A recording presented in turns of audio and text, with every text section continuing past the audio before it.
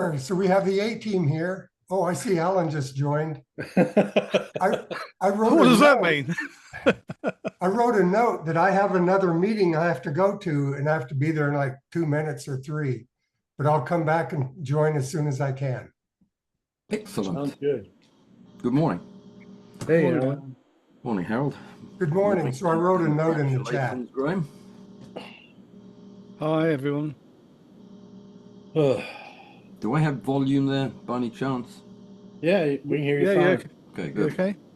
Good. Yeah, that's you never can tell with these Everybody things. hear me okay?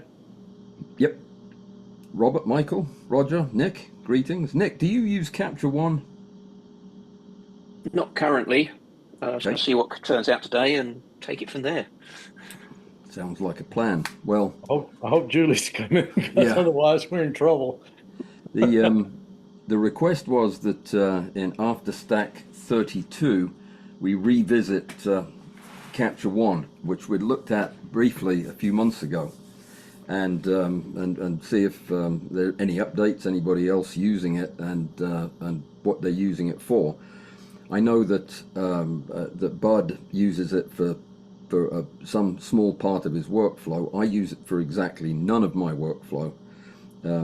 Nick, you used to use it, is that right? No, never have. Never have. So, Okay. yeah, My I've seen it on apologies. one or two YouTube videos, so I'll see what it, how it fits into this. Well, the arrangement was that Julie was going to talk about her experience with it and give us some inside information about how it works for her. But without her, I think it would probably be a fool's errand for us to open up a conversation about a piece of software that nobody uses. What do you think, Bud?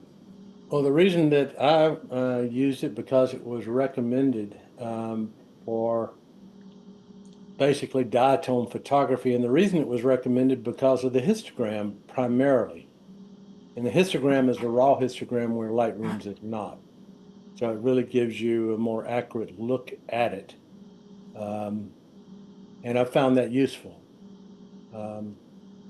But I've also arm wrestled with it because every now and then you open it up and it won't talk to my computer. And what I found is that the default always takes it back to a place I don't want to be.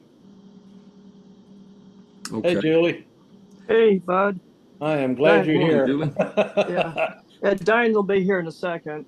No, that's good. Yeah, Yeah, we were just I'm up talking in- about, you use Capture One, don't you? Yeah. I did some slides, but I'm not really set up for it. But I can, if somebody puts Capture One up on the screen, I can talk through it. No, we can do Because I'm that on for my, sure. Yeah, we can certainly do that. But iPad. You know, the biggest problem that I have, Julie, being a I'm up novice. in Maryland with Diane. sorry, say that again, Julie. Diane just said hi. Oh, okay. Hi, Diane. Yeah. We're kind of in the same room, but yeah. doing different things. What I thought we could do, Julie, if this is okay with you, I know that you're traveling and this might not be the most convenient time to do it, but if you could just give us your experience with Capture One, the good and the bad, and explain why you're using it as opposed to Adobe stuff, and maybe answer some of the questions. Okay. I know that Bud has some concerns over some of the automated mechanisms therein. And then we'll just open it up for discussion questions. Do you want me to bring it up on screen so you have something to look at?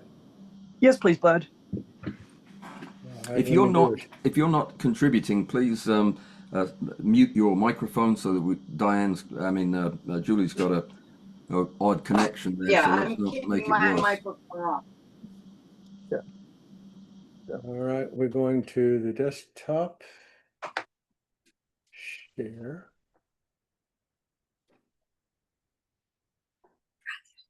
Actually, I'm gonna have to go to the other computer.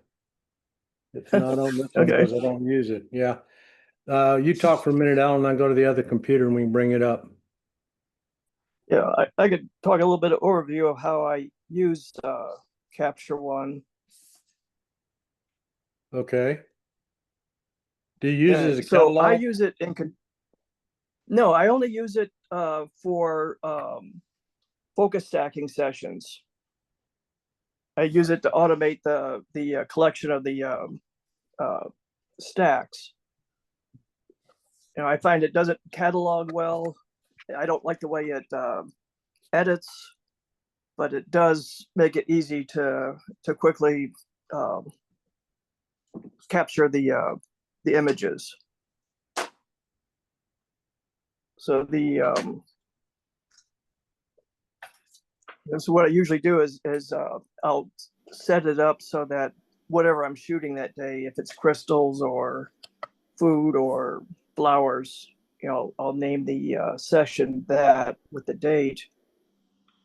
And then because my lenses for macro don't have metadata on them, I put the file name, like what the magnification level will be for that particular stack. So, Julie, are you shooting tethered?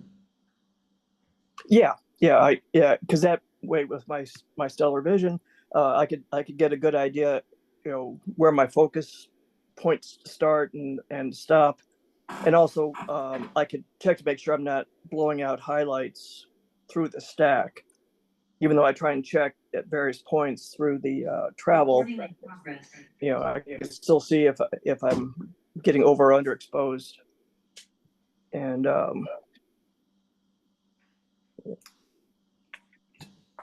Do you have Capture One automated when to collect your raw files and then immediately feed them onto your stacker? no. What I do is I collect them. I have the Capture One set to, like, at the beginning of a studio session. I'll have it set up 5 folders, you know, named run 1, run 2, run 3, 4, and 5. Then I also have a test folder just for checking exposure levels and such. So when I'm ready to shoot the stack, I'll set it to go to like run 1, and then I'll change the name of run 1 to run 1 acetic acid 10 power objective. So I know that's the metadata that won't come through. And then also that will also, the way I have it set up, will also make sure that all the images in that stack will have that same title, except, you know, run 1, image 1, 2, 3, and such. Right. So it kind of automates it that way. And then after it's collected, then I go into Adobe Camera Raw to do the actual exposure and color balancing. How does that work? Is that an add-on to Capture One, or do you take it out of Capture One? No, I just, because Capture One puts it into a folder, I just use Adobe Bridge to find that folder and open those in Camera Raw. I don't particularly like the Capture One's editing package. I find it difficult. So I use the library to capture and, you know, set up my work folder for the session. And I have it saved as a template. So every time I go in and start a new session, it'll give me those 5 capture folders in one setup folder. Okay. Julie, are you using Capture One as a raw converter? No, all I do use it for is to automate to some extent my focus stack captures. So I tether my camera to it so I could check on a large screen, you know, my focus and lighting, and I monitor the capture as the Wii macro moves it through the session, and then Does I go let into you change Adobe. the camera settings, Julie? Yes, I do. Yeah, so I use the Capture One to change the ISO and shutter speed, because that's all I can do when I'm on the macro lenses. So, and I use a Stream Deck, so that also kind of automates. I have a button I can push to increase or decrease the ISO and shutter speed quickly, so I don't have to use the drop downs. and then I fire test shots to see that the histogram looks good. And then when it's all set, then I run the stack. Got it. You know, kind of what Bud's doing here is you know, setting the exposure, and then, and unfortunately you can't see if you're got blown out highlights on the live view screen. But if I get what looks good, then I fire a shot and go over to the library to look how it looks. So a lot of times I'll have them split left and right screen. So you'll have the library on one screen and the editing, and the the panel on capture. the other. So, Yeah, Julie, here's the histogram screen and the capture. So, you know, you can take a test shot by using this button. Can you see my screen? Yes. Yeah. So I'm going to make it a little bit darker here, a little bit shorter exposure. And you'll see when I take a picture, now I've got mine still set on pixel shifting, so it does 4 pictures, okay? And then it merges them. Okay, and if I want to check the video, then there's this little video button, and you can open the video on this screen, and then you can play with the exposure. Again, you can see the shutter speeds are here, ISO is here. Yeah. So I'm at ISO 100. Yeah, they're both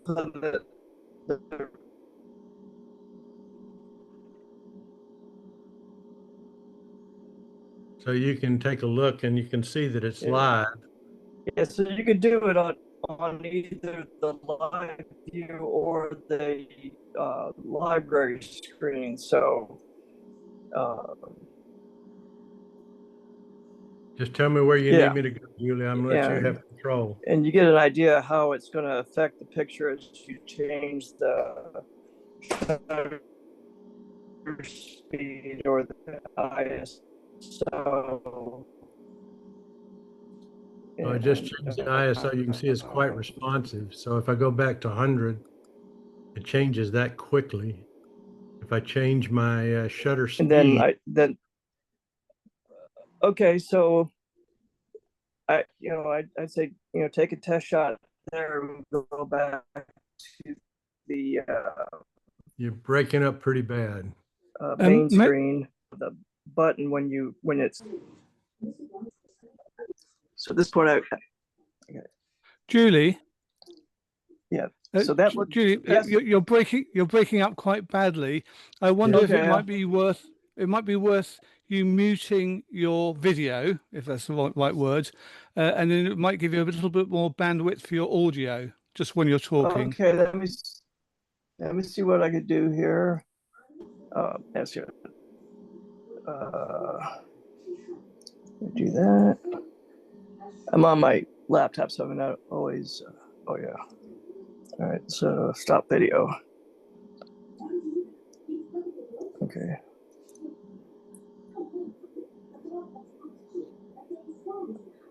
Okay. All right. There's my videos gone. Yeah, that's much better. Much better. Okay. Julie, I'd like to ask a question.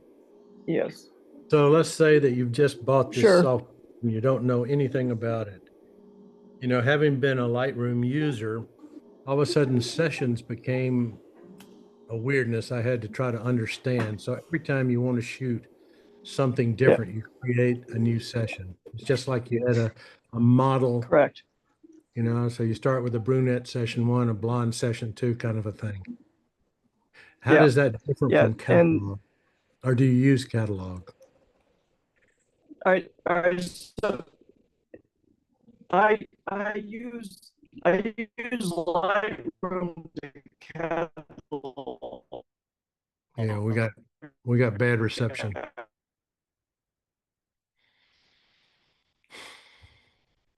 I think we may have lost you.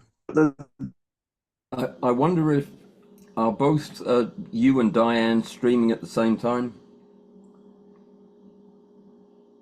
That could be a bottleneck if you are.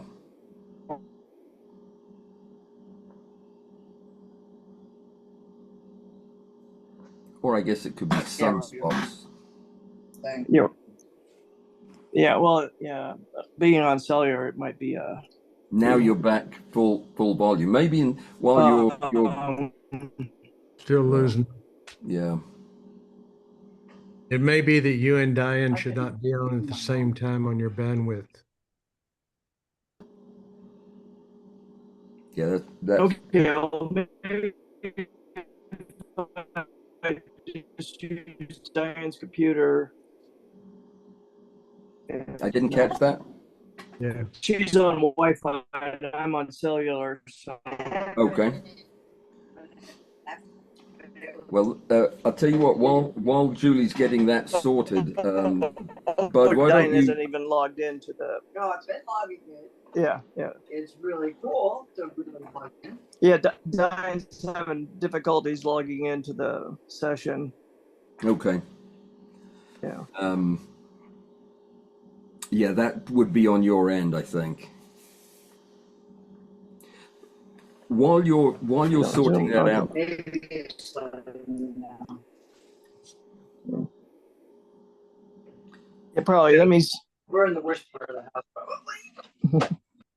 Bud, why don't you recount your specific issue that you've been having, and we can discuss that while Julie's getting organized there. Yeah, it seems like that I understand about getting a session going, and then you have to tell it, because I use two different computers. I use one for doing all of my processing, and the computer I have now is the one that's hooked up to the microscope. But the other computer is newer and faster, et cetera. So I would like to take a SD card from the microscope computer over to my main computer. And so using the Sony camera, which is sort of new to me because I've always been a Nikon guy, but it's doing a great job. Once you hook up and tether, the cards in the camera no longer will accept any files. So they don't work in the camera. So you have to plug the SD card into the computer in order for it to work. And as you set it up, you have to direct Capture One to the SD card so that you can save your files on the SD card so I can transport it over to the other computer, which is a pain, but I could do the capture like Julie does onto this thing and do all the processing here, but it would be slower, and the other one is much more convenient. So for me, in my workflow, I've got to use an SD card and transport because networking them is just as slow. So what I would like to do is have a default that always goes to the SD card I use. I can create a, let's call it a diatom folder, and I can always empty the capture folder and always direct, the current session to go to that capture folder. And then it's just me transporting back and forth. But I have to set it up every time, and I'd like to create a default or a profile or whatever you call it, where I don't have to do all of the dirty work every time. Yeah, that does sound like a real issue. Yeah. Actually, Bud. Yes. Can you hear me? Okay. Yeah, much better. Okay. Yeah, I turned off my Wi-Fi, so it was my iPad was competing trying to find Wi-Fi. So, what I do is in Capture One, there is a way of defaulting if you want it to save on the disk or if you want it to save card, and I have it mine set to do both, so it's redundant. So but okay, yeah, and I find it. I use it because it gives me a backup because I use two cards as a backup in the camera, but now I use the laptop as one of my backups and the card for the other. So after I finish processing the card, I can ditch what's on the laptop. Yeah. So because I have it going into a. Can you bring down the? You're on the tether. Can you collapse the camera setting tab? and the other one that has all your camera's metadata, that that right above that. Yeah. And all right, so yeah, come down here to the next capture naming. Just scroll down to the next capture naming. Okay. All right, so what this is telling you is that you're going to be you don't have it set to go into a particular folder or catalog. So if you click on the library tab at the top of the screen, yeah, there. Okay, here is where you set up where your files are going to go. So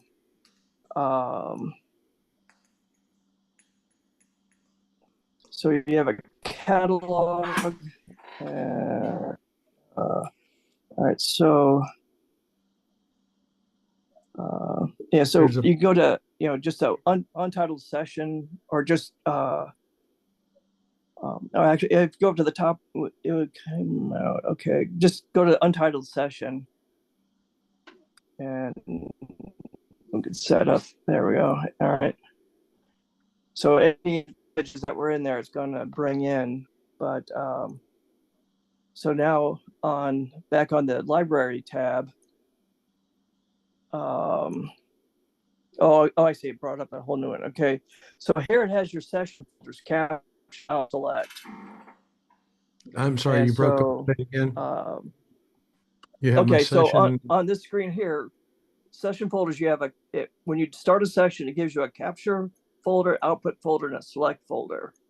Okay, and, right there. Yeah, actually, go down below that where it says session folders and a plus sign. If you click on the capture folder, no, next one down. Yeah, where you see all right, so just click on capture. All right, now click on plus right above it. And you could add a folder inside the capture folder. So you could name this would be like, a crystal like vitamin C or whatever. So you could name your folder here, and put in the metadata, and then just hit OK. And you could set up a bunch of folders this way at the beginning so that you have them all ready to go. Now, if you click on the crystal file, right click on that, and then click on set as capture folder. Okay, now go back to Tether.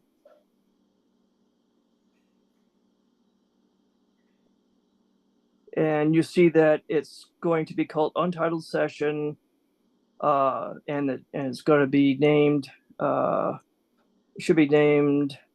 Yeah, crystal on the next capture. Yeah, and you can set how you want the capture files to be labeled. You could go in and edit those where it says format, name, camera counter, those little three buttons, little three dots next to it. If you bring that up, it gives you a default of how you want your files to be named, camera counter, so this is a lot for a commercial studio where you might have different clients. So I usually have it named,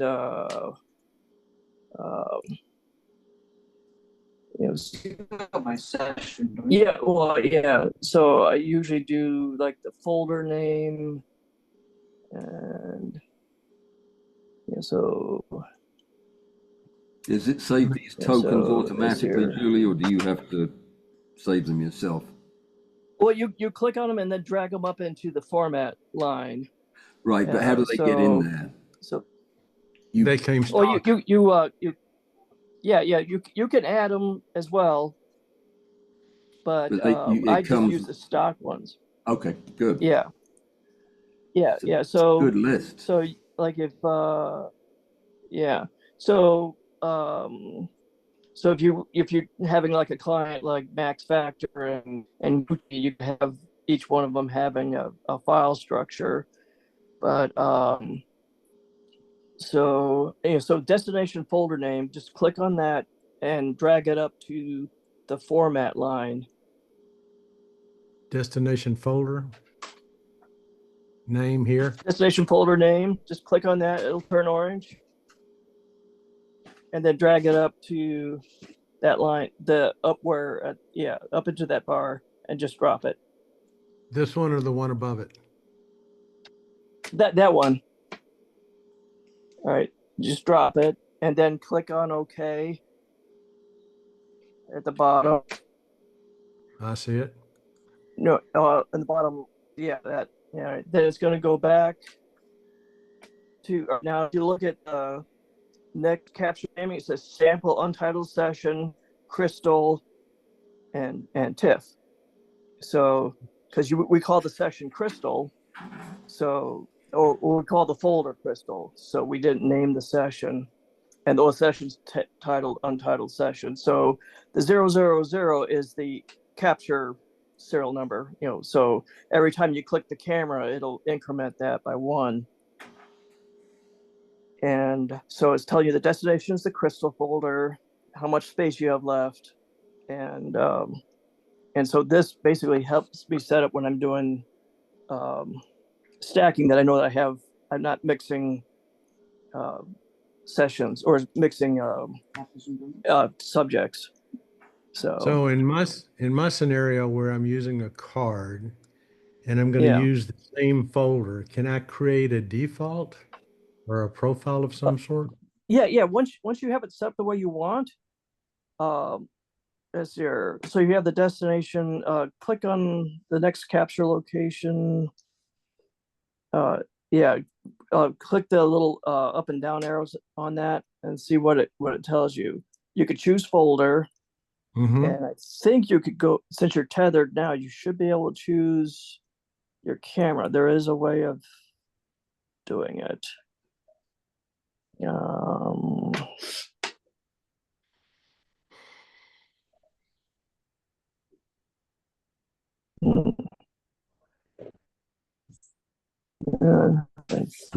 Cancel that. It says select camera, the panel above it. Camera setting. Above that one, even above, it says select. It says the camera is not selected. Select the camera. Okay. Just click on click on use. It'll take it off the other one. Okay. Yeah. Okay. So down here it says camera plus a card or a card. Yeah, so you could do it whichever way you want. If you click on card. Okay. Yeah. So if you're doing it capture plus card on the computer, it's going to go to the folder titled crystal. And on your card, it's just going to do what it normally does.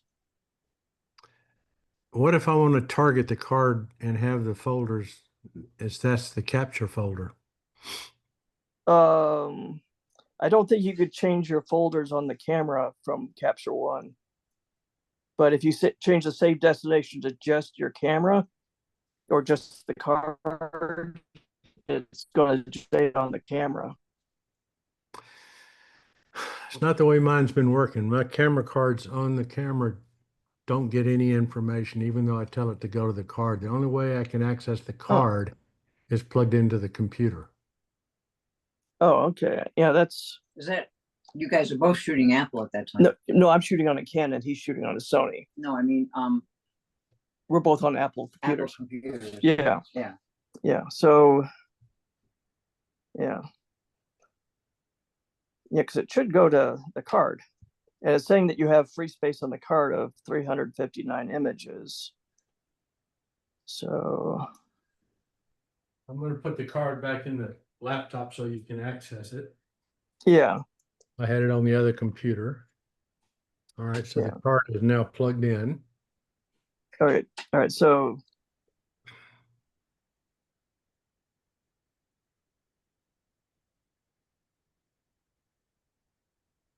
I'm going to go to destination. I'm going to choose a folder. Okay. And so when I choose that folder, the Sony 512 is my card. Okay. Then I'd like to go to diatome capture. Okay. Which is a generic. And then I'm going to use pixel shifted as my capture folder. Okay. Okay, and so I don't need that one anymore. You can see I've got all of my pictures that were on there. Yeah. So I'm going to dump these, right? And so at this point, because it creates a new capture folder, apparently, because I end up with all these additional capture things. So I'm going to right click this, move it to the trash. Got to move me out of the way, empty Well, trash. yeah. And so at this point, the trash is being emptied. And so if I set Okay. up, you know, to always go to here and to always empty this when I'm done with it, Yeah, you so know, you could just click set as capture folder there, and and it'll I'll go to do. that folder. Do I remember it as a favorite? Use it, yes. Because if you always want to use that, then yes. I'm just trying to make it easy on myself so I don't have to Yeah, lose any brain cells trying to figure it out every time. yeah, yeah. So now it's, if you look at it, it says your next capture location is pixel shifted, which is the one you just set as the capture folder. And And it's that's still on the gonna, card. yeah. So and it's still gonna name it untitled session counter pixel shifted .tiff, because we told it to put the folder name in the title of the file. Okay. So if you take a picture now, it'll save as untitled session 001 pixel shifted .tiff. Okay. And you could save this as a template as well. So if something gets screwed up, you can always come back and load the template. How do you do that? You go up to file on the top there, file, and then click drop down, and then save as template. So we'll just call it. You can call it your pixel shifted template.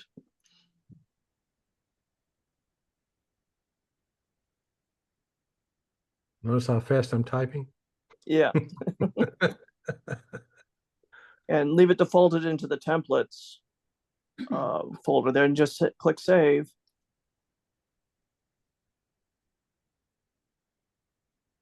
Is this boring everybody? No. All right. All right. So here's the beauty of this. But if you close out of all the sessions you got going right now, just red dot them.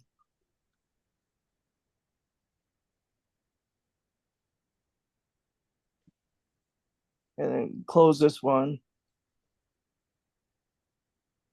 Just hit the red dot on the top corner.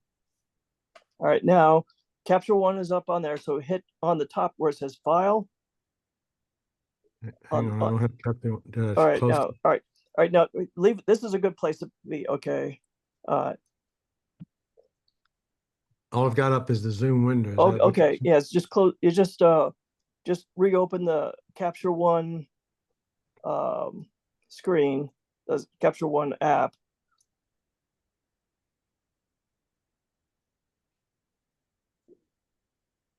You want me to close it first?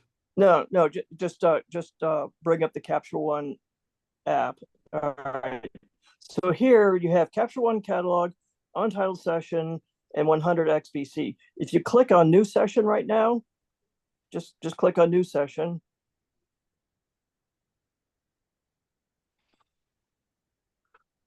Let's Okay, call now it you could test. Yeah, so now you could call this AfterStack, what, you know. Okay. And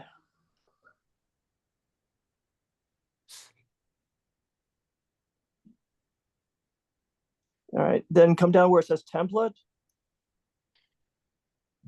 No, on under the AfterStack where it says template blank. Oh, I see it. Click on that. All right, now just go to the Perrott pixel shifted, click on that, and then okay.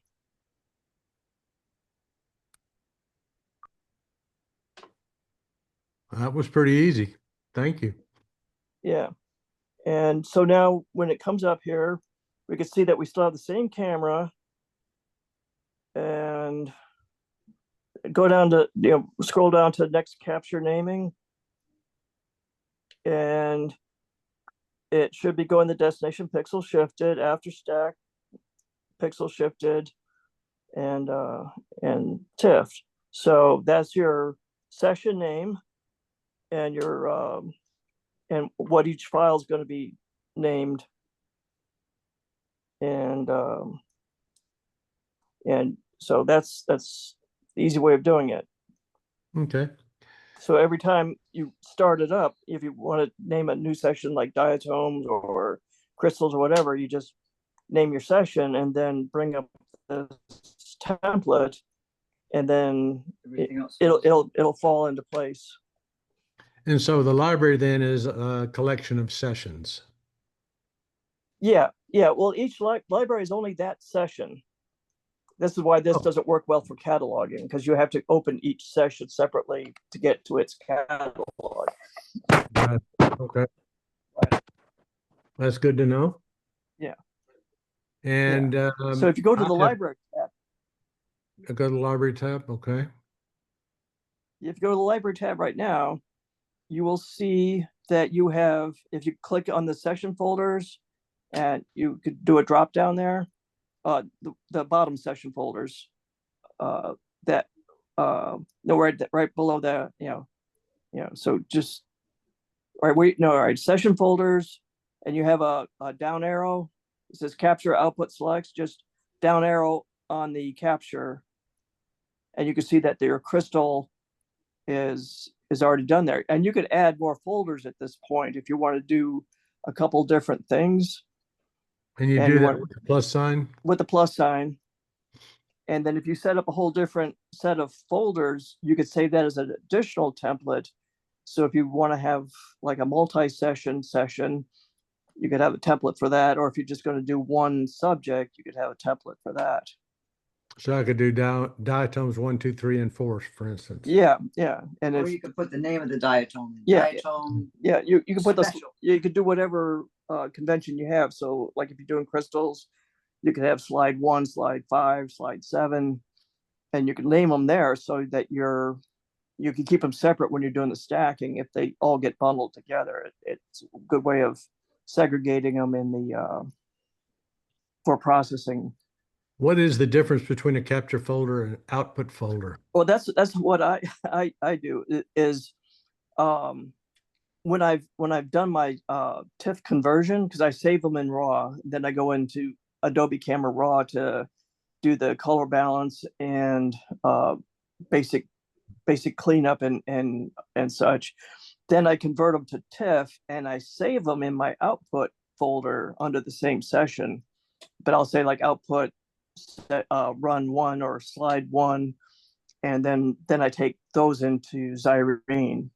So I keep everything in the same folder structure on my card or my hard drive, so everything's kind of kept together. So so the captures in the capture folders, the TIFF conversions in the output folders, and then when I've done the Xyrene stack, the retouched output I put into the select folder. Now, where are those folders located? They're located under the same file structure of where your session is stored. So your session's being stored on that card right now. So if you go back to your file explorer. Well, I'm telling it to save and capture as well as on the card. Okay, if you're saving and capture as well as on the card, if you go to your file explorer. Okay, on a Mac? Yeah, just bring up the Mac file explorer. Where is Explorer? You could minimize this or just bring up the just the regular file explorer, not the capture one, but the. Here's the Finder. Yeah, the main. Yeah, the Finder. Yeah. File Finder. Yeah, File Finder. I keep going back and forth because I used to do Windows. So bring up the File Finder. Is that down here? Then now just go. Yeah. Well, you go to recent folders or just bring up your the display for all your folders under. Yeah. Just your Finder. You mean the desktop? You have a way of, the desktop. so you want to look at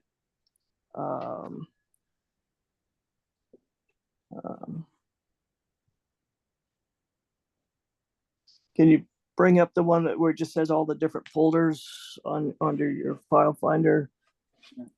I don't know where File Finder is. You're in Finder now. You just want to hit like new Finder window. And then click to put in what you want. Now on your left is all your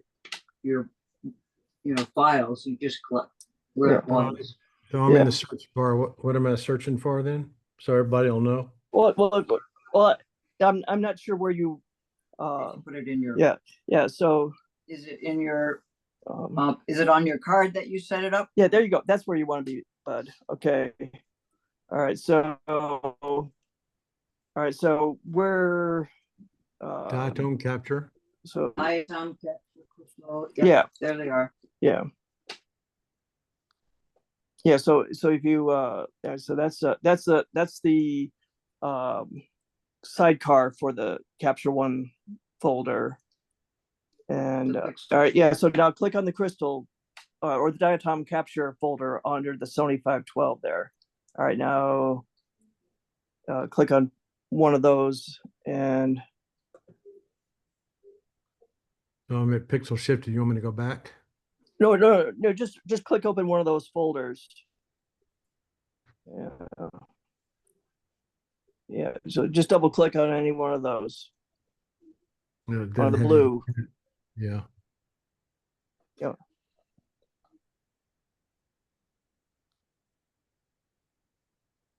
All right, so I don't have any picture saved, yeah. Okay, all right, so if I had something saved, I would open this and there it would be. Yeah, if you had something there, it would have the capture folders, have the output folder and the select folder. They would already be pre-assigned in there. All right. And then you could use that to go into capture Adobe Camera Raw or Lightroom to open them into the Adobe side of things. Why don't we let everybody have a chance to ask questions or make comments at this point?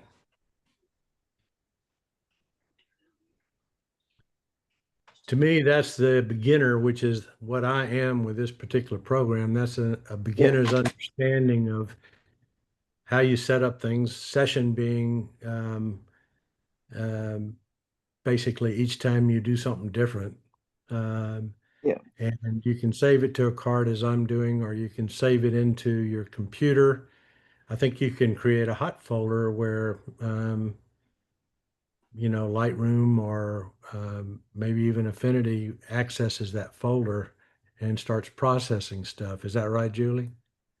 Yeah, because if you have the Lightroom set to monitor a folder, you could point it to where you have run collecting the files. Okay. Can I ask, Julie, when you're saving to a structure that you've put onto your cards, is that done in parallel with the card's normal saving routine, the camera's normal saving routine? Does it duplicate it or override it?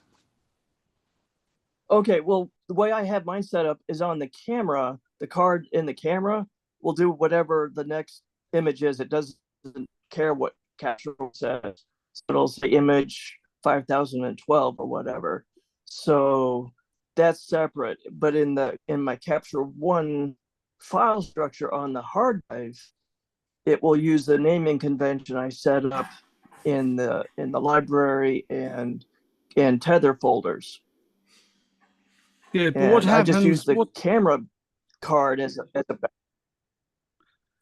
But if Bud wants to either use save the file. Go ahead, Graham. Go ahead and save my only thing is if Bud wanted to save the structure you've created in Capture One on the card, will that override the normal file structure on the card? Because the card will want to put it in its numerical order. Will that override it, or will will you have a duplicate? I think if you put that card back in the camera, it may reformat the card altogether. But if you're saving it to external, like a thumb drive or whatever, to move it to another computer, then that's just going to stay the way you have it set up. But like I said, I save it to the camera and my hard drive, and I can have it saved to any of my external drives and whatever. But that file structure only stays on the files on the folder that you told Capture One to save it to. So like on my Canon, it won't change the file naming convention at all on the camera itself. But on the hard drive, it will have the folder name and image number. So That could get. Do you erase all of your the camera data on the card after you've gone through and done the stack, basically? Yeah. So I think that's gonna, if you take all of your stuff that you want and you trashed all of the stuff that you don't want, and it lives on its own folder, and then you only take the stuff that you're going to use for Capture One in this structure for doing Zyrene and that sort of stuff. Yeah. But it doesn't necessarily it's not a catalog into itself of everything you have. It's only going to hold what you did with Capture One. Yeah, so that file folder we just set up for the session, the AfterStack session, that's going to be segregated, and everything you do under Crystal output and all that's going to be in the AfterStack one. But the card, and you had that being saved onto that Sony 512 card. So you could change that to another drive or another backup instead of leaving it on the card that you use to take pictures with. Yeah. Gotcha. Yeah. So, like I said, I tether to the computer, but I also leave the capturing on the camera. And so when you say on the capture site, then you say computer and card, the card is referring to as the internal card of the camera, I believe. So, but if that card is attached to your computer as a card, then I'm not sure that it would overwrite, because I'm not familiar with Sony's file structure for saving images on the camera. Yes, ARWs or whatever they are. Yeah. So what is the advantage to you, Julie, of using Capture One, so everybody will have an idea? Why did you use it? Yeah. And my advantage is that with tethering, it's a lot more stable than Lightroom tethered. And I have to agree. And so being able to preview the images as they're being captured and check my histogram and focus points on a big screen is just a lot easier at my age. And so that's the advantage, that the Canon tethering software sucks, but the Capture One software works beautiful for seeing how the exposure and focus is going, and also being able to monitor each frame as it comes through as the Wii Macro moves the camera. So and that is my primary thing. And then also just by having the template set up, I could, if I'm going in and I said I'm going to shoot these 5 slides, I could have 5 folders preset, and I just name run 1 folder, run 1 slide 2 or whatever. And so I have it pre-organized before I go in to start stacking and such. And then when I'm done, then I can start I'll move the raw files into camera Lightroom just to catalog them, and then I could just bring the files I saved into the select folder after Zyrene, so I can that way it keeps them together, so I can check my source images to my final images if I want to go back and start over again. So everything's kind of kept together. Does the program have a plug-in for Xerene or Helicon? No. Helicon, yes. Oh, Helicon. Okay, yeah, yeah. Not for Xerene at this point. Can you control Helicon and set settings and I haven't looked at the that. stack from like you can with Xerene and Lightroom? Yeah, I haven't tried that. I do have Helicon, but I never tried it. Yeah. One of the things that's on screen right now, can you see it? The Yeah. thing? This lets you set where your highlights, you know, when you have a warning and it Yeah. turns red and it says you're blowing it out. Well, you can take this and move it anywhere you want. Yeah. And so you can set your own parameters for your highlights and shadow, which I find useful.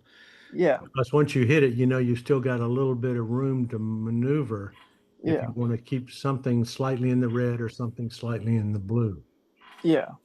Yeah. And then another advantage I've just remembered is if you're going to do a focus stacked panorama, there is a neat way you could do it with AfterStack. So say you shot your first frame, like say the left side of a crystal, and then you want a position for the next frame set to be the middle with some overlap to the left. If you go down to on a tether, if you keep going down, where go down Overlay. Yeah, overlay. All right, and then bring that up. Okay, here you could bring one of the images from your left side of the first stack there, and you can use it to align your next frame. So like if you're going to do a 3-pane panorama, you could use this to help make sure you have enough overlap and that you're basically lined up with your first set. And you could you choose your file, then you could say how dark or light it is, so you can use it to help you line up on your live view to So let me see if I understand. Is this the first image that you have here and it's showing up here when you're looking at your second? Yeah. So if you have you've already done a stack, you yeah, show so it here. You're yeah, looking so for your second stack, and this one and this one you can line them up. right. Yeah. So you would just where it says drop image here, you just click on that, and it'll ask you to select an image, and then it will however dark or light you want it to be, and you can also scale it and all that stuff. But the commercial photographers use this to make sure that they can place advertising copy around the image and such. I use it to line up panoramas. Mm-hmm. So, okay.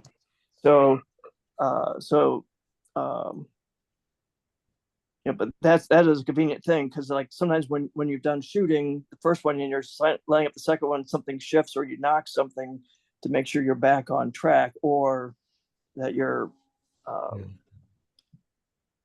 the same neighborhood again. But that is a convenient thing, because I haven't seen anything else where you could do that. So it is pretty neat. So what I use it for basically is controlling the camera, adjusting the exposure. Then I use Stack Shot to run my stack. correct. And so I'm not using any of the refinements, and there's a ton of them of all sorts of things. Yeah, I just don't like them. Yeah, I'm used to the Adobe way, and I'm the same way. Yeah, and it's just like I have my linear profiles and such in Camera Raw, so why reinvent the wheel? But I can use this to do like a preliminary white balance set to see a preview of the white balance. Okay. But I do the actual white balancing in Camera Raw. Yes. But you could use the same thing, the little eyedropper button, and you click on a part of the image and use that as your white point. Anybody need a cup of coffee or bathroom break? I guess not. I had a kind of a thing I'd like to show you guys. I took Yay. images and made it into a watercolor. And I didn't know whether anybody was interested Okay. in knowing how to do that or not. Yes, very Yes. much so. That's my, I was that's looking, my, I was looking at actions. This was about 5 or 6 years ago, and I couldn't find anything I liked. So I had to make my own. But what I did is I went to all these actions and I found parts that I did like, and I would copy what they did and bring it in and add it to my own actions. So it's a compilation of other people's stuff, but it ended up working pretty well, I think. So if you don't mind, I'm going to go and open Photoshop and give you some show and tell, if that's okay. That sounds great. I think we beat up Capture One. Does everybody agree, or is there any questions on Thank Capture? you, Julie, for doing that. I really appreciate it. Yeah, no problem. I'll try and do some of the screenshots I did, and maybe post them in the chat next time. Great, great, excellent. All right, Bud, it's all yours. Let's see here, where's Photoshop?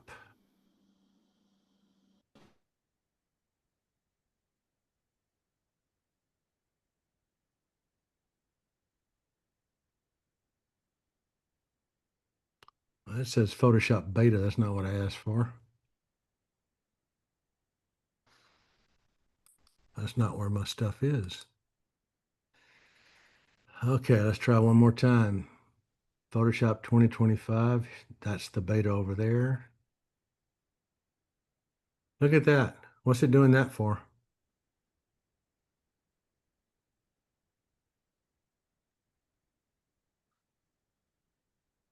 That is weird. Go to your Finder.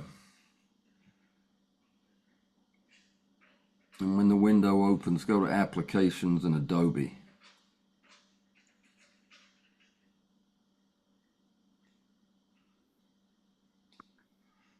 And find Photoshop 2025 right there, and then open that. Yeah, that's weird. See if your stuff's in there. Go to File, Open, and see if it presents you with your recent files. Nope. Up top where File is. Oh, that's how you got there. Yeah. I don't know, guys. That's lo and behold, because Photoshop won't have my action. This beta won't have my action in it. It might, depending on how it was saved. Go to File, Open. Let's just open well, interesting. I'll close that Finder window you're on. Cancel at the bottom.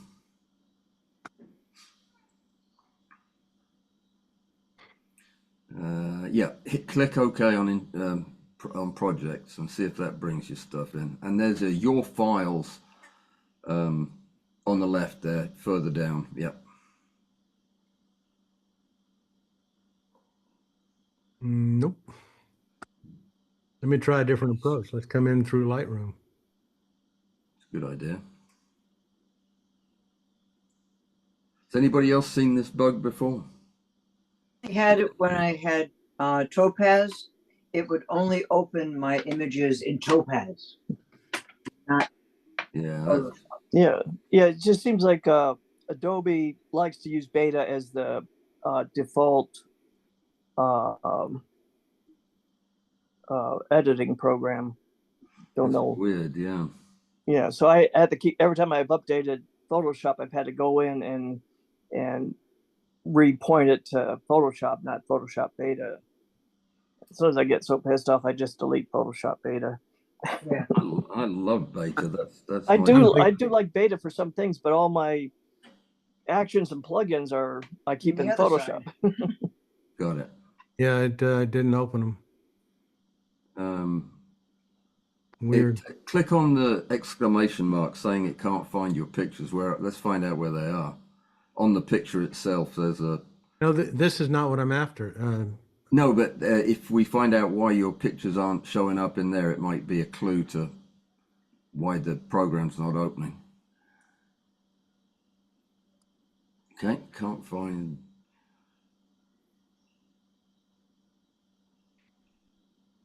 So, yeah. I tell you what I'm going to do. I have it on the other computer. Okay. So I'm going to shut this one down, turn my sound off. Yep, we'll be here. I update in the normal fashion. I just check mine and it's all okay. Yeah.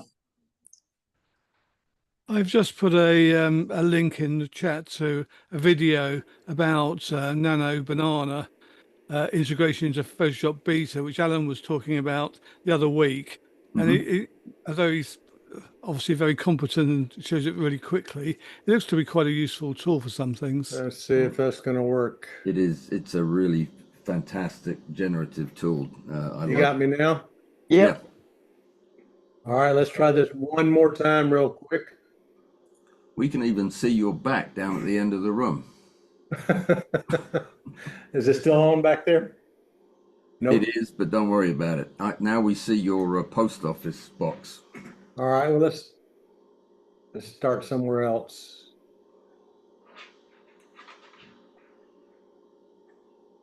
I don't know this. Have I got an echo?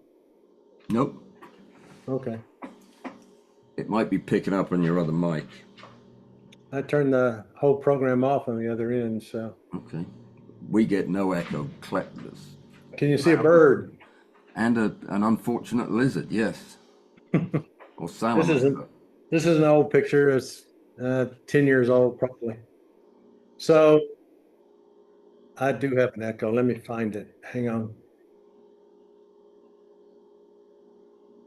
What a lovely picture.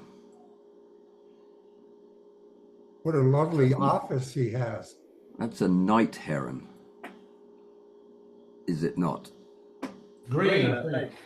Green heron, yes. All right, I think I got rid of it that time. All right, so it's nice being able to roll around in the chair. Anyway, I still have a small echo, so I'll try to ignore it. Yeah, you're sounding clean and loud here. So this is my action window. You find actions when you go up under window and actions. If you check it, the action window opens. Most of you, I think, are familiar with actions. Mine is here called Perrott Watercolor 2020. If you just click the folder, play is not active. You have to go and actually pick the action inside the folder that you want to play. Now, when I was looking at designing watercolor, you got to start at the beginning. You got to have watercolor paper. So you need some texture that looks like watercolor paper. You need a sketch because most of these watercolorists kind of do a sketch before they start putting, you know, the watercolor onto paper. And so then you need the watercolor itself. And then you have to figure out how to fuse them all together. So when you start this action, and I've added some directions as you go, I'm going to hit the play button, which is active.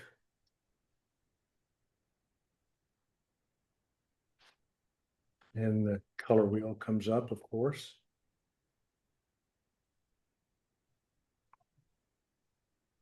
I don't know what's going on with my computer. I'm going to have to figure it out.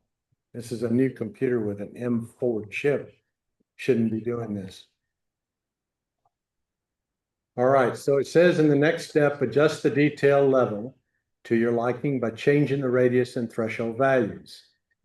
Think of this as the sketch. So the first thing you're going to do is make a sketch of what you want. So when I hit continue, the smart blur comes up. And sadly, there's no way to make this window bigger. I would love to. It comes up at 100%. I kind of like to look at most of the whole picture, and you can sort of see it better this way. Let's enlarge it maybe to 25%.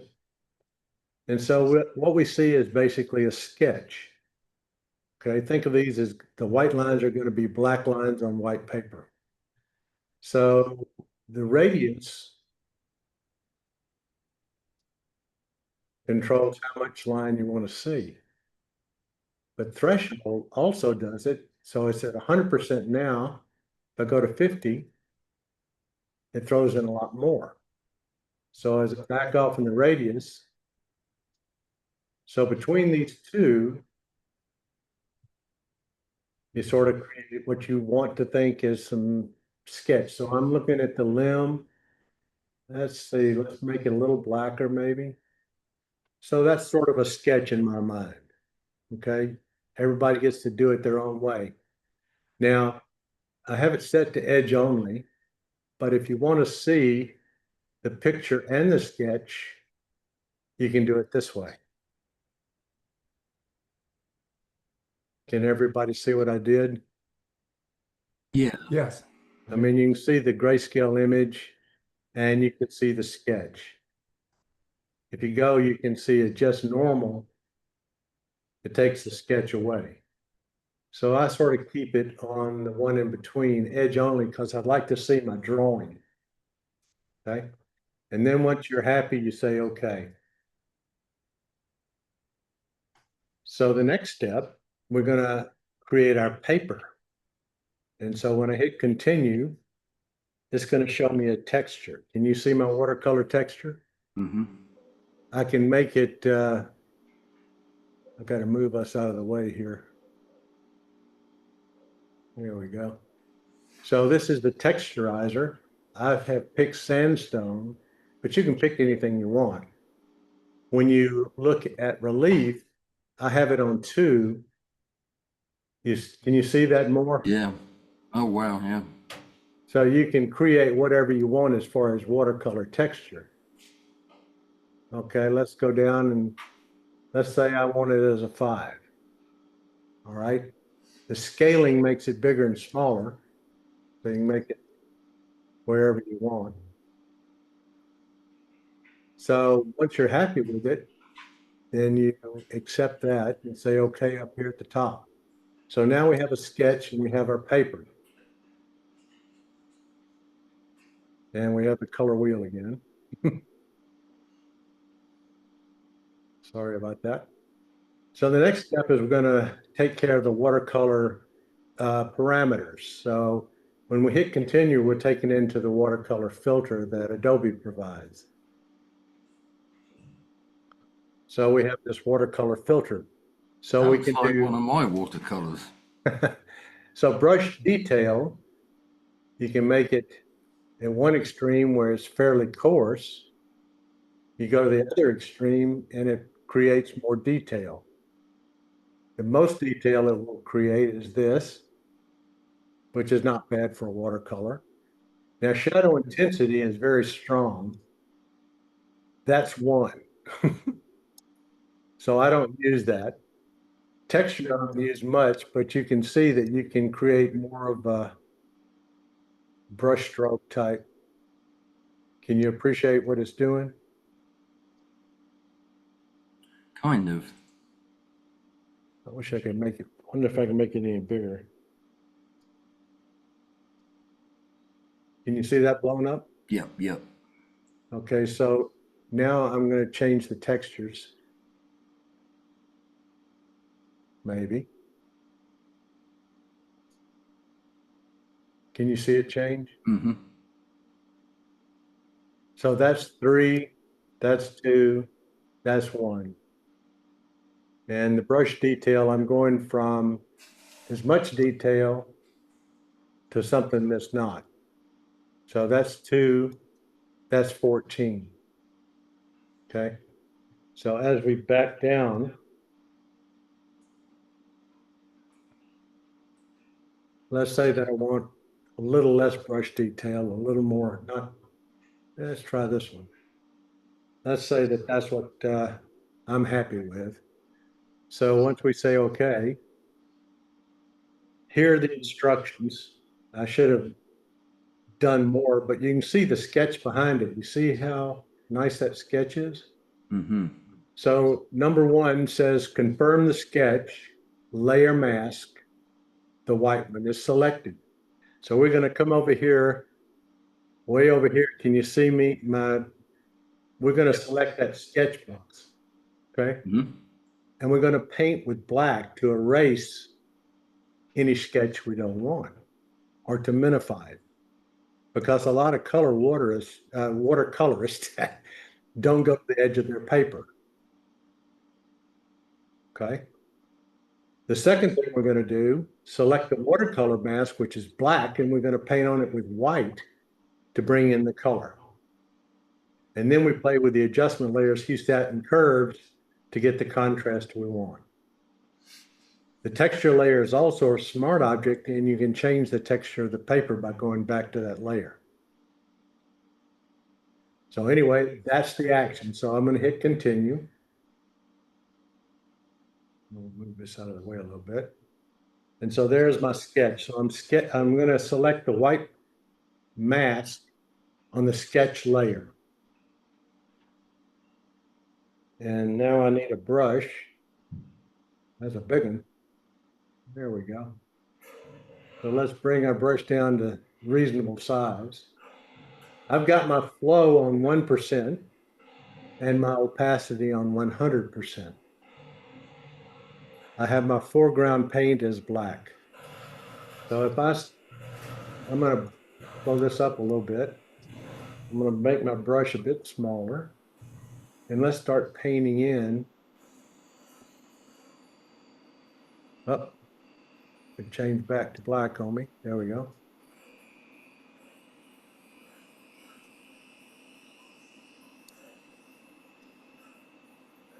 I'm doing the wrong thing. Hang on, guys. So what I'm going to do is erase any of the sketch I don't think is important. So if I come out here, let's put it at about 10% or so. You see, I can start fading anything I want to fade in the edges. Let me get more. I think you need to switch your there you go. To black, yeah. Yeah. So you can see it erases quite a bit. And if you recall, if I just do one brush stroke on the Mac, Shift Command F gives me this fade slider. It's also present under Edit. And with that, you can go back to nothing, or you can fade it as much as you want. So choose how much you want to fade it. Say okay. And let's say that we're happy with that. So the next thing we're going to do after we've adjusted our sketch, got rid of any lines we don't like, I can go in here and remove the lines on the wing if I want, or fade them down some. So I'm going to go choose the black one under watercolor now. I need a white paintbrush. And now I'm going to paint color into my sketch. And so when I come up here, I can start painting color in, and that's too strong. Let me back it out. I'm going to go to 1%, 100% opacity, and we can start to bring things in much more control.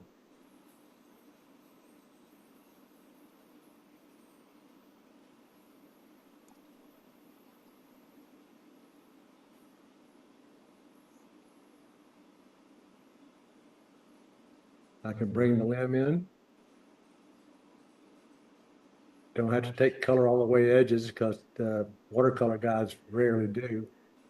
You can make us a big old brush and just kind of bring in a nice soft round.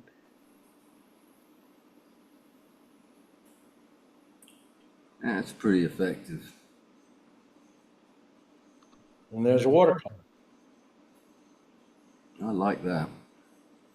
Now I'm going to put a link in the chat that goes to a Dropbox so you can download this action. Cool. Thank you, bud. Let me do that before I forget. And then I'll be back and we'll do another picture. Let's see, I'm going to shrink this down for a second. But how long did it take you to write that? It's massive. Like I say, I stole it from other people, you know, Okay. different parts and pieces. I wanted something to create a paper. I wanted something to create a, you know, the watercolor part. I wanted a sketch to work with. And it all came together and, you know, I had a couple of glitches I had to work out, but so I'm copying the address back to Zoom, wherever Zoom, let's see, let me come into here. And I'm gonna go to Zoom.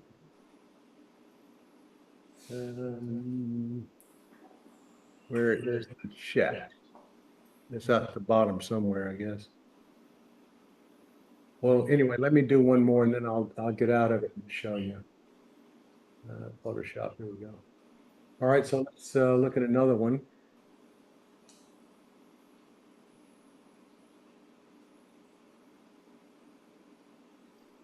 Kind of looks like a watercolor. Hmm? Don't you think it kind of looks like a watercolor? It does. I'm impressed. I'm definitely going to try this.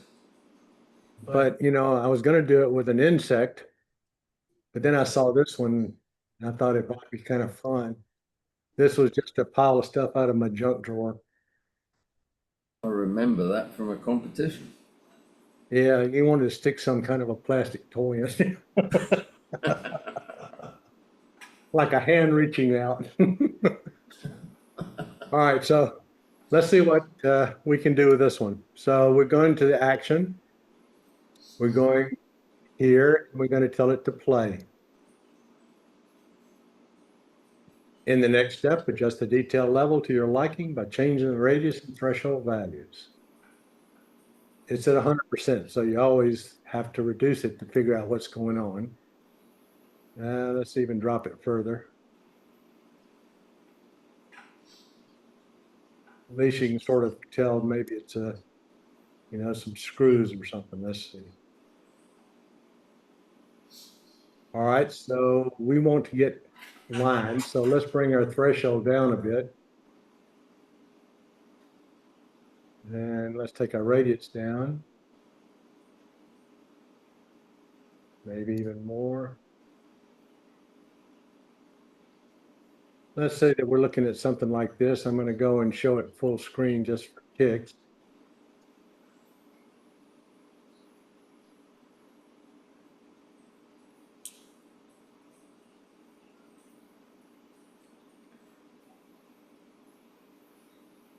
So anyway, you can sort of get an idea of what I'm looking for lines, but you can make more or less, okay? I'm going to say okay. It does the smart blur thing. And so this is creating the sketch. The second thing we're going to do is create the paper texture.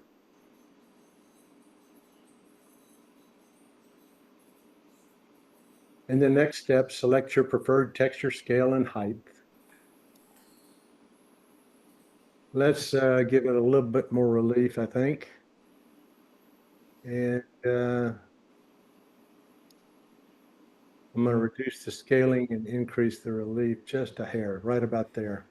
I'm going to say, okay, so now I've created the paper, and now we're going to do the watercolor.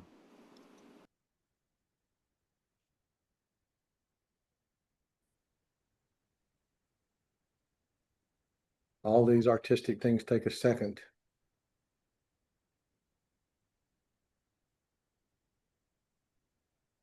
So we can sort of get a feel of what's happening. Let's minimize it. So we can sort of get the full effect. And so the brush detail, I'm going to bring it down so it looks less like a photograph and more like a watercolor.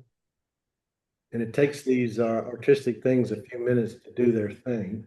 Some, not minutes, but seconds. I think it's probably done.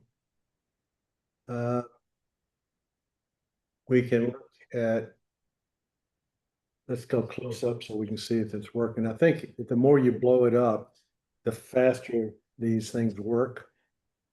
So let's do more brush detail.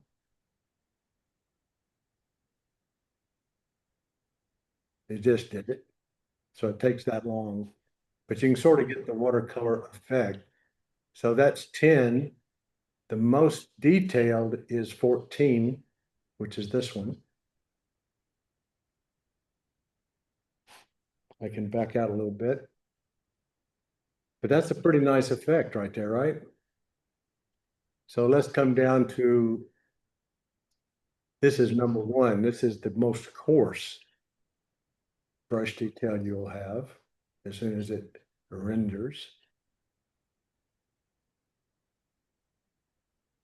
And so somewhere in between, let's just say we pick a 9. Shadow intensity, I don't know. It's always over the top, but I'll show you what it looks like.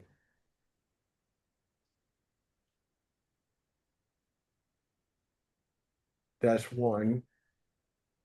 That's 0. I kind of like 0. I think we have enough texture, but if you want more texture, this is what it looks like when it renders. Did it do it? I think it did it. You can see a lot more dark areas in here. I'm going to go back to a texture of 1. And I think it softens up. There it goes. All right, so I'm going to step away. And so here's our picture. So when we say okay, now we're back. And the first thing we want to do, of course, my instructions will be popping up here in a second.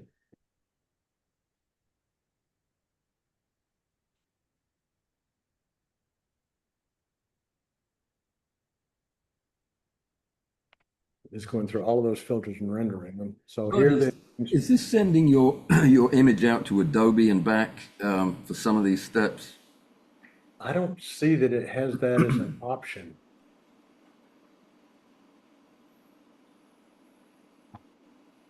It just seems to take a lot longer to render than I would expect it would on your computer. Well, that's the problem. I've got to get, I was going to call Apple and see if they can tell me what's going on. It's taking longer. It should be faster. My M1's faster than my M4 right now. Anyway, I'm going to say continue so we can go. Remember, the first thing we do is we decide if we have any sketch lines we don't want. Okay. So if some of the sketch lines are going out too far, you know, we can take care of them. If you have any internal sketch lines, I think they're okay. Now, in this instance, if you wanted these lines to be darker, you could add a curve, right? We have a folder over here called Sketch. So if I wanted to put a curve, I would come inside a Sketch. I would add a curve. And with that curve, we can darken up our lines. Bud, can you bring detail into that patch on the left that doesn't have any? Over here? Yeah. Yeah, we go back to our after the fact. Yeah, if we go back to Sketch, where is paper, color? Where's my Sketch folder? Here it is. So Sketch is at the top. You see it? Mm-hmm. So this is a smart object. You can see the icon. And so if we go back into Smart Blur, double click.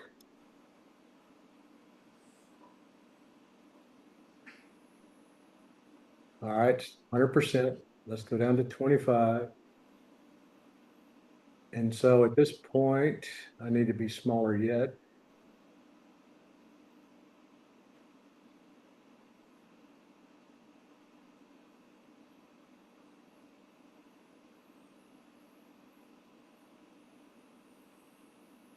It is doing it.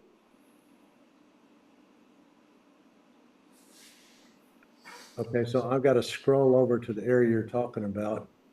Jesus. Right, you're almost there. It's just that black hole there on the left.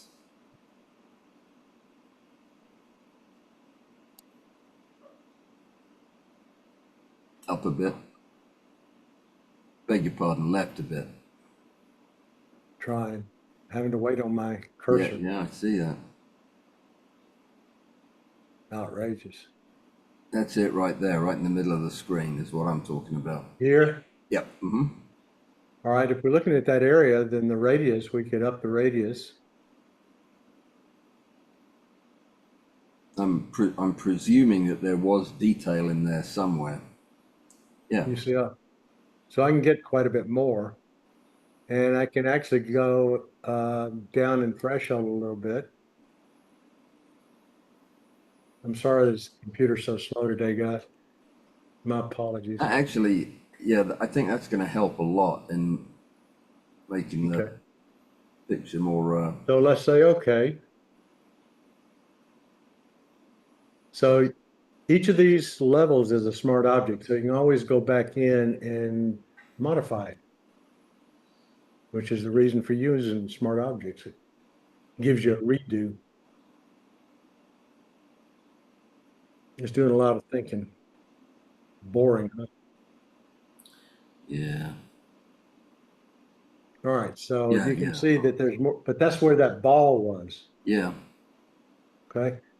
So I'm back at sketch. I've chosen the mask. What would we like to get rid of? Well, let's say that I've got too many lines in the wrench. Let's suppose that I want to get a black brush and eliminate some of that white. So I've chosen the brush, I've got it black, 1% flow. And so I can go in now and selectively take down some of the lines internally. I like these lines, maybe a little strong on the screw. Let's see. Oops.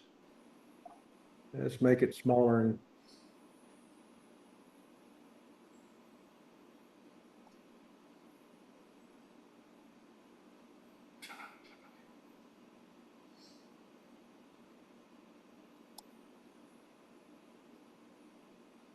so I can de-emphasize the lines if I choose. You know, we went back for this, so let's say that that's okay. Mm-hmm. At this point now, we're going to go to our watercolor. It's the black mask at the bottom. And we're going to paint with white paint. And so as I come in now, let's see. I'm going to do the ball first. Let's see if we can get it nice and golden. Come in with some of the screws. That's looking too dark to me. So this is adding texture and detail to the area. This is adding the watercolor. So what I'm doing is one brush stroke. I just want to see where I am because I think it's too dark. I don't know why it's that dark. It shouldn't be that dark. But we have the great fade filter, so we can come back and we can bring it into wherever we want. I don't see. Maybe that curve up here was the culprit.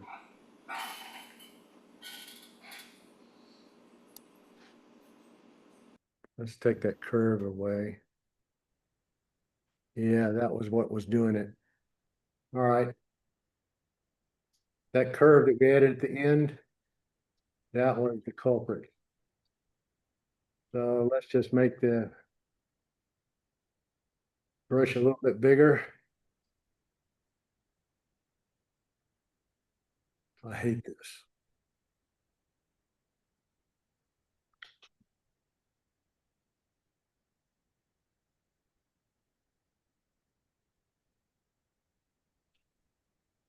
And so we can bring in some of the colors. We can see where we sort of de-emphasize some of the lines in the wrench. That lets us bring in the screw more so we can make it more contrasting.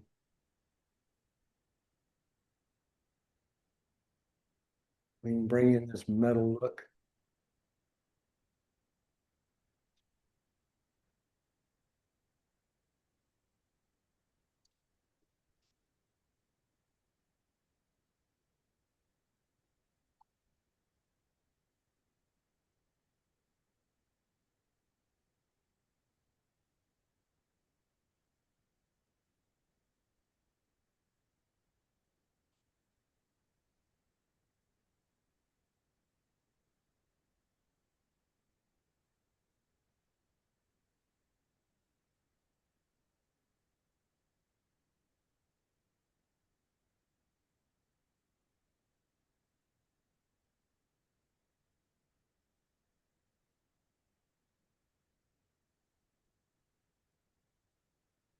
And we can end up with something that looks sort of like that.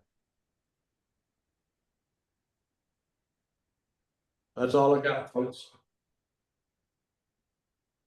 I like Let it. me unshare and I'll put the link and you guys can play with it. Have you done it with people, Bud? No, but it should work. Be interesting to It see. should. The only action I regularly use is well, I use an unsharp mask and also frequency separation. Yeah, frequency separation is good. But this should work on people just fine. Yeah. Mm-hmm. Well, thank you, Bud. That takes us right to 11:30. I really appreciate everybody coming and Wait. Before you go, let me put the link in real quick, okay? Yeah, yep. Thank you again to Julie and to Bud for a very informative session on Capture One. Not so sure I want to switch to it though. Yeah, well, if you're going to switch to it, I wouldn't get the full license. I would just get the one time. Because if you're not going to use it for editing, there's no point in getting the updates. Yeah. Yeah. Okay. Now, As how far much as does it tethering, cost? Can anybody see the link? I in don't the chat? remember. Okay. Not No, yet. but Yes. No, I don't see the link in the chat. Graham Carey is the last one that shows up for me. Yeah, that's Graham's link, right? You have Okay. everyone checked, Bud? Oh, there it is. I had to hit the button. There you go. All right, perfect. Thank you. Yeah. Yeah, if everybody will click on it and at least open it, you can see where it is.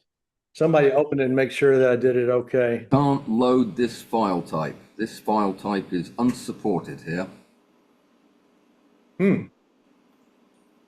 Downloaded it anyway. Let's see what that does.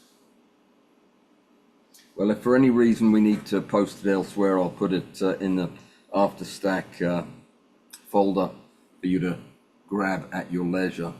Yeah, I'll call Alan. We'll sort it out as soon as this is over. Is that okay, Alan? Yeah, that'll be great. Actually, it'll need to call me after about 3 o'clock. I have a workshop starting in 20 minutes. No problem. All right, guys. I'll see you during the week. Thank you again, Bud. Thank you, Julie. And very Thanks, good. Julie. Next up is 33. No problem. Okay. Do Like I what? said, I'll try and get some screenshots for better explanation when I get back to my computer. Okay, sounds like a winner. If anybody has any suggestions or requests or images for that matter that they want to discuss in episode 33 in 2 weeks, please let me know. ASAP. Roger. Have a great weekend, guys. Thanks, Thank you. everybody. Thanks for coming. Thanks, Thanks, Alan. Bud. Thanks, you, Julie. everyone. Bye all. Bye.